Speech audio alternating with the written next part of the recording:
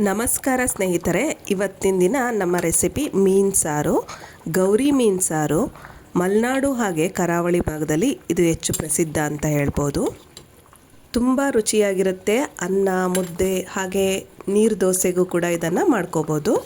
Recipe start ಮಾಡೋದಕ್ಕೂ ಮುಂಚೆ ನಮ್ಮ ಚಾನಲ್ ಛಾಯಾ ರುಚಿ ಲೋಕ ನೀವಿನ್ನೂ ಸಬ್ಸ್ಕ್ರೈಬ್ ಆಗಿಲ್ಲ ಅಂದರೆ ಈ ಕೂಡಲೇ ಸಬ್ಸ್ಕ್ರೈಬ್ ಮಾಡಿಕೊಳ್ಳಿ, ಬೆಲ್ ಐಕನನ್ನು ಪ್ರೆಸ್ ಮಾಡಿ, ಹಾಗೆ ನೋಟಿಫಿಕೇಷನ್ಗಾಗಿ ಆಲ್ ಎಂದು ಒತ್ತಿ. ನೋಡಿ, ನಾನಿಲ್ಲಿ 2 kgಯಷ್ಟು ಮೀನು ತೊಗೊಂಡಿದ್ದೀನಿ. ಗೌರಿ ಮೀನು ಹೊಳೆಯಲ್ಲಿ ಹಿಡ್ದಿರುವಂಥದ್ದು, ತುಂಬ ಫ್ರೆಶ್ ಆಗಿದೆ. ನೀಟಾಗಿ ತೊಳೆದು ಸ್ವಚ್ಛ ಮಾಡಿ ಇಟ್ಕೊಂಡಿದ್ದೀನಿ. ಮೀನಿಗೆ ಮೊದಲಿಗೆ ನಾನು ಏನು ಮಾಡ್ತಾ ಇದ್ದೀನಿ ಅಂದರೆ ಅರ್ಧ ಟೀ ಸ್ಪೂನಷ್ಟು ಅರಿಶಿಣದ ಪುಡಿ, ಹಾಗೆಯೇ 1 ಟೀ ಸ್ಪೂನ್ನಷ್ಟು ಉಪ್ಪು, ಹಾಗೆ 4-5 ಟೀ ಸ್ಪೂನ್ನಷ್ಟು ಹುಣಸೆ ರಸ ಹಾಕ್ಕೋತಾ ಇದ್ದೀನಿ. ಇದೆಲ್ಲ ಹಾಕ್ಕೊಂಡು ಇದನ್ನು ಮ್ಯಾರಿನೇಷನ್ ಮಾಡಬೇಕಾಗತ್ತೆ. ಖಾರದ ಪುಡಿ 1 ಟೀ ಸ್ಪೂನ್ ಖಾರದ ಪುಡಿ, ಹಾಗೆ 1 ಟೀ ಸ್ಪೂನ್ ಧನಿಯಾ ಪುಡಿ ಹಾಕೋತಾ ಇದ್ದೀನಿ. ಇದಿಷ್ಟನ್ನು ಹಾಕ್ಕೊಂಡು ಕೈನಲ್ಲೇ ನೀಟಾಗೆ ಇದನ್ನು ಕಲಸಿಡಬೇಕು. ನೋಡಿ, ಈ ರೀತಿಯಾಗಿ ಎಲ್ಲ ಪೀಸಸ್ಗಳಿಗೂ ಅದನ್ನು ನೀಟಾಗಿ ಅಪ್ಲೈ ಮಾಡಿ ಕಲಸಿಡಬೇಕಾಗತ್ತೆ. ಈ ರೀತಿ ಮಾಡೋದ್ರಿಂದ ಮೀನು ಸಾರು ತುಂಬ ರುಚಿಯಾಗಿ ಬರುತ್ತೆ. ಮೀನಿಗೆ ಉಪ್ಪು ಖಾರ ಹುಳಿ ತುಂಬ ಚೆನ್ನಾಗಿ ಹಿಡ್ದಿರುತ್ತೆ. ಕೆಲವರು ಹೇಳ್ತಾರೆ ಮೀನು ಸಾರು ತಕ್ಷಣವೇ ಮಾಡ್ತಿಂದರೆ ಉಪ್ಪು ಖಾರ ಹುಳಿ ಎಲ್ಲ ಹತ್ತಿರಲ್ಲ ಅಂತ.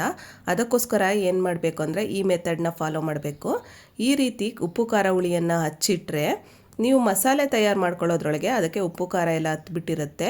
ಆಗ ತಕ್ಷಣ ಸಾಂಬಾರು ಮಾಡಿದರೂ ಕೂಡ ಮೀನು ಸಪ್ಪೆ ಅಂತ ಅನಿಸಲ್ಲ, ತುಂಬ ರುಚಿಯಾಗಿರುತ್ತೆ. ನೋಡಿ, ಈಗ ಏನೇನು ಪದಾರ್ಥಗಳು ಬೇಕು ಅಂತ ನೋಡ್ಕೊಳ್ಳೋಣ. 3 ಬೆಳ್ಳುಳ್ಳಿ ಗೆಡ್ಡೆಯನ್ನು ಬಿಡಿಸಿಟ್ಕೊಂಡಿದ್ದೀನಿ, 1 ಇಂಚಷ್ಟು ಶುಂಠಿಯನ್ನು ಚಿಕ್ಕದಾಗಿ ಕಟ್ ಮಾಡಿ ಇಟ್ಕೊಂಡಿದ್ದೀನಿ, 2 ಈರುಳ್ಳಿ ತೊಗೊಂಡಿದ್ದೀನಿ, ಅದರಲ್ಲಿ ಅರ್ಧ ಈರುಳ್ಳಿನ ಸಣ್ಣದಾಗಿ ಕಟ್ ಮಾಡಿ ಇಟ್ಕೊಂಡಿದ್ದೀನಿ, ಸ್ವಲ್ಪ ಕೊತ್ತಂಬರಿ ಸೊಪ್ಪು, ಹಾಗೆ ಅರ್ಧ ಬಟ್ಲಷ್ಟು ಕಾಯಿ ತುರಿ, 1 ಟೊಮೊಟೊನ ದೊಡ್ಡದಾಗಿ ಹೆಚ್ಚಿಟ್ಕೊಂಡಿದ್ದೀನಿ, 2 ನಿಂಬೆಹಣ್ಣು ಗಾತ್ರದ ಹುಣಸೆ ಹಣ್ಣನ್ನು ನೆನೆ ಹಾಕಿ ರಸ ಎತ್ತಿಟ್ಕೊಂಡಿದ್ದೀನಿ, 1.5 ಟೀ ಸ್ಪೂನಷ್ಟು ಖಾರದ ಪುಡಿ, ಧನಿಯಾ ಪುಡಿ 1.5 ಟೀ ಸ್ಪೂನ್, ಸ್ವಲ್ಪ ಅರಿಶಿನ, ಸ್ವಲ್ಪ ಸಾಸಿವೆ, 1 ಟೀ ಸ್ಪೂನ್ ಜೀರಿಗೆ, 4 ಲವಂಗ, 4 ಪೀಸ್ ಚಕ್ಕೆ, 2 ಏಲಕ್ಕಿ, ಅರ್ಧ ಟೀ ಸ್ಪೂನಷ್ಟು ಗಸಗಸೆ ತೊಗೊಂಡಿದ್ದೀನಿ, ಹಾಗೆ 8 ಕಾಳು ಮೆಣಸು ತೊಗೊಂಡಿದ್ದೀನಿ, ಅರ್ಧ ಟೀ ಸ್ಪೂನ್ ಮೆಂತೆ ತೊಗೊಂಡಿದ್ದೀನಿ, ಎಣ್ಣೆ, ರುಚಿಗೆ ತಕ್ಕಷ್ಟು ಉಪ್ಪು ಬೇಕಾಗತ್ತೆ. ಇಷ್ಟು ಪದಾರ್ಥಗಳು ಬೇಕಾಗತ್ತೆ. ಮೊದಲಿಗೆ ಸ್ಟವ್ ಮೇಲೆ ಒಂದು ಬಾಣಲಿ ಇಟ್ಕೊಂಡಿದ್ದೀನಿ. ಇದಕ್ಕೆ ಈ ಅಂದರೆ ಮಸಾಲೆ ಪದಾರ್ಥಗಳನ್ನೆಲ್ಲ ಹಾಕ್ಕೊಂಡು ಅದನ್ನು ಡ್ರೈ ರೋಸ್ಟ್ ಮಾಡ್ಕೋಬೇಕಾಗತ್ತೆ. ಎಣ್ಣೆಯನ್ನು ಹಾಕೋ ಅವಶ್ಯಕತೆ ಇಲ್ಲ. ಇದನ್ನು ಹಾಗೆ ಲೈಟಾಗಿ ಸ್ವಲ್ಪ ಬೆಚ್ಚಗಾಗೋವರೆಗೂ ಡ್ರೈ ರೋಸ್ಟ್ ಮಾಡಿಕೊಂಡು ಇದನ್ನು ಒಂದು ಪ್ಲೇಟ್ಗೆ ಎತ್ತಿಟ್ಕೋತಾ ಇದ್ದೀನಿ. ನಂತರ ಇದೇ ಕಡಾಯಿಗೆ ಸ್ವಲ್ಪ ಎಣ್ಣೆ ಹಾಕ್ಕೋತಾ ಇದ್ದೀನಿ. 2-3 ಟೀ ಸ್ಪೂನ್ನಷ್ಟು ಎಣ್ಣೆ ಹಾಕ್ಕೊಂಡು ಅದಕ್ಕೆ ಬೆಳ್ಳುಳ್ಳಿ ಹಾಕ್ಕೋತಾ ಇದ್ದೀನಿ, ಹಾಗೆ ಇದಕ್ಕೆ ಈರುಳ್ಳಿ ಮತ್ತು ಶುಂಠಿ ಈ 3 ಪದಾರ್ಥಗಳನ್ನು ಹಾಕ್ಕೊಂಡು ಅದನ್ನು ಚೆನ್ನಾಗಿ ಫ್ರೈ ಮಾಡ್ಕೋಬೇಕು. ಈರುಳ್ಳಿ ಎಲ್ಲ ಟ್ರಾನ್ಸ್ಪರೆಂಟ್ ಆಗಬೇಕು, ಅಲ್ಲಿವರೆಗೂ ಕೂಡ ಅದನ್ನು ಚೆನ್ನಾಗಿ ಫ್ರೈ ಮಾಡ್ಕೋಬೇಕಾಗತ್ತೆ. ಈರುಳ್ಳಿ ಎಲ್ಲ ಚೆನ್ನಾಗಿ ಫ್ರೈ ಆದ ನಂತರ ಟೊಮೊಟೊ ಸೇರಿಸ್ಕೊತಾ ಇದ್ದೀನಿ. ಒಂದು ಮೀಡಿಯಮ್ ಸೈಜ್ನ ಟೊಮೊಟೊ ಇದು. ಇದನ್ನು ಹಾಕ್ಕೊಂಡು ಇದನ್ನು ಕೂಡ ಚೆನ್ನಾಗೆ ಅದ್ರ ಜೊತೆಗೇ 1-2 ನಿಮಿಷ ಚೆನ್ನಾಗಿ ಫ್ರೈ ಮಾಡ್ಕೋಬೇಕಾಗತ್ತೆ. ಈ ಪದಾರ್ಥಗಳೆಲ್ಲ ಚೆನ್ನಾಗಿ ಫ್ರೈ ಆದಮೇಲೆ ಇದನ್ನು ಸ್ಟವ್ ಆಫ್ ಮಾಡ್ಕೋತಾ ಇದ್ದೀನಿ. ಆ ನಂತರ ಕಾಯಿ ತುರಿ ಸೇರಿಸ್ತಾ ಇದ್ದೀನಿ. ನೋಡಿ, ಕಾಯಿ ತುರಿ ಯಾವಾಗಲೂ ಜಾಸ್ತಿ ಹಾಕಬಾರ್ದು. ಮೀನು ಸಾರಿಗೆ ತುಂಬ ಜಾಸ್ತಿ ಕಾಯಿ ತುರಿ ಹಾಕಿದ್ರೆ ಚೆನ್ನಾಗಿರಲ್ಲ. ಅರ್ಧ ಬಟ್ಲಷ್ಟು ಅಂದರೆ ಒಂದು 5-6 ಟೀ ಸ್ಪೂನ್ನಷ್ಟು ಹಾಕಿದರೆ ಸಾಕಾಗತ್ತೆ. ಹಾಗೆ ಕೊತ್ತಂಬರಿ ಸೊಪ್ಪು ಕೂಡ ಸ್ವಲ್ಪನೇ ಹಾಕಬೇಕಾಗತ್ತೆ. ಹಾಗೆ ರೋಸ್ಟ್ ಮಾಡಿ ಇಟ್ಕೊಂಡಂಥ ಮಸಾಲೆ ಪದಾರ್ಥಗಳನ್ನು ಹಾಕ್ಕೊಂಡು ಹಾಗೆ ಖಾರ ಧನಿಯಾನ ಕೂಡ ಸೇರಿಸ್ಕೊತಾ ಇದ್ದೀನಿ. ಖಾರ ಧನಿಯಾ ಪುಡಿ ಇಲ್ಲ ಅನ್ನೋವಂಥವ್ರು ಮೆಣಸಿನಕಾಯಿಗಳು ಒಂದು 6-7 ಮೆಣಸಿನಕಾಯಿ, ಹಾಗೆ ಒಂದು 3 ಟೀ ಸ್ಪೂನಷ್ಟು ಧನಿಯಾ ಕಾಳುಗಳನ್ನು ಕೂಡ ಸೇರಿಸ್ಕೋಬೋದು. ನೋಡಿ, ಇದನ್ನು ಚೆನ್ನಾಗಿ ಪೇಸ್ಟ್ ಮಾಡ್ಕೊಂಡಿದ್ದಾಗಿದೆ. ಮಿಕ್ಸಿಗೆ ಹಾಕ್ಕೊಂಡು ಪೇಸ್ಟ್ ಮಾಡ್ಕೊಂಡ ನಂತರ ಈಗ ಒಂದು ಪಾತ್ರೆಗೆ ಒಗ್ಗರಣೆ ಹಾಕ್ಕೊಳ್ಳೋಣ. ಸ್ವಲ್ಪ ಎಣ್ಣೆ ಹಾಕಿ ಸ್ವಲ್ಪ ಸಾಸಿವೆ ಹಾಕ್ತಾಯಿದ್ದೀನಿ. ಆನಂತರ ಸಾಸಿವೆ ಸಿಡಿಯೋದಕ್ಕೆ ಸ್ಟಾರ್ಟ್ ಆದಮೇಲೆ ಅರ್ಧ ಈರುಳ್ಳಿಯನ್ನು ಹಾಕ್ಕೊಂಡು ಸಣ್ಣದಾಗಿ ಹೆಚ್ಚಿಟ್ಕೊಂಡಂಥ ಈರುಳ್ಳಿ ಹಾಕ್ಕೊಂಡು ಅದನ್ನು ಫ್ರೈ ಮಾಡ್ಕೊಳ್ಳೋಣ. ಫ್ರೈ ಮಾಡಿಕೊಂಡು ಆನಂತರ ರುಬ್ಬಿದಂಥ ಮಸಾಲೆಯನ್ನು ಸೇರಿಸ್ಕೊತಾ ಇದ್ದೀನಿ.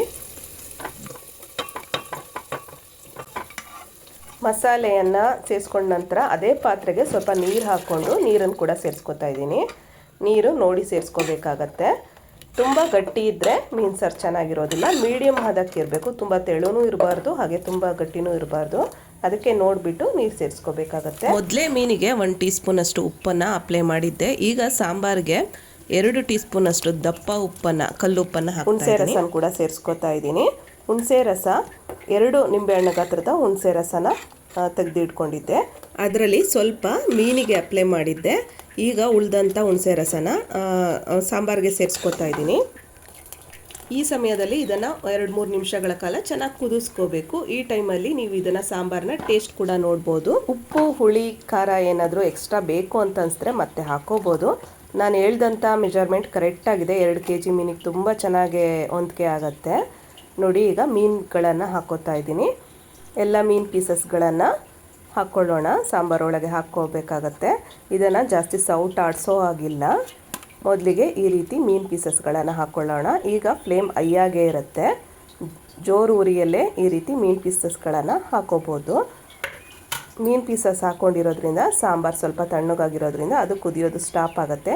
ಆನಂತರ ಅದು ಕುದಿ ಬರೋಕ್ಕೆ ಸ್ಟಾರ್ಟ್ ಆಗುತ್ತೆ. ಈ ಟೈಮಲ್ಲಿ ಏನು ಮಾಡ್ತೀನಿ ಅಂದರೆ ಪ್ಲೇಟ್ ಮುಚ್ಚಿಟ್ಟು ಇದನ್ನು 4-5 ನಿಮಿಷಗಳ ಕಾಲ ಲೋ ಫ್ಲೇಮ್ನಲ್ಲಿ ಬೇಯಿಸ್ಕೋಬೇಕಾಗತ್ತೆ. 4-5 ನಿಮಿಷ ಲೋ ಫ್ಲೇಮಲ್ಲೇ ಇಟ್ಕೋಬೇಕು. ತುಂಬ ಜೋರು ಉರಿಯೆಲ್ಲ ಇಡಾಗಿಲ್ಲ.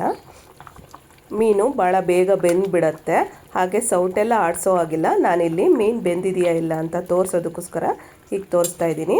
ಸೌಟ್ ಆಡಿಸ್ಬಿಟ್ರೆ ಮೀನು ತುಂಬ ಸಾಫ್ಟಾಗಿರೋದ್ರಿಂದ ಎಲ್ಲ ಬಿಚ್ಕೊಂಬಿಡತ್ತೆ. ಅದೆಲ್ಲ ಪೀಸ್ಗಳಾಗ್ಬಿಡತ್ತೆ. ಅದಕ್ಕೋಸ್ಕರ ಸೌಟೇನು ಆಡಿಸ್ಬೇಡಿ. ನೋಡಿ, ಮೀನು ಸಾರೀಗ ತಯಾರಾಗಿದೆ. ನೋಡಿ, ಪ್ಲೇಟ್ ತೆಗ್ದಿದ್ದಾಕ್ಷಣ ಒಳ್ಳೆ ಘಮ ಬರ್ತಾ ಇದೆ.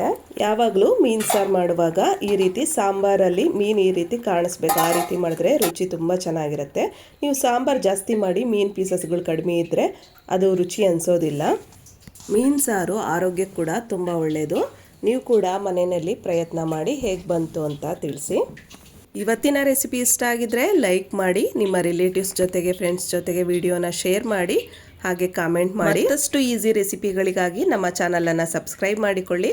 Thank you. Bye bye.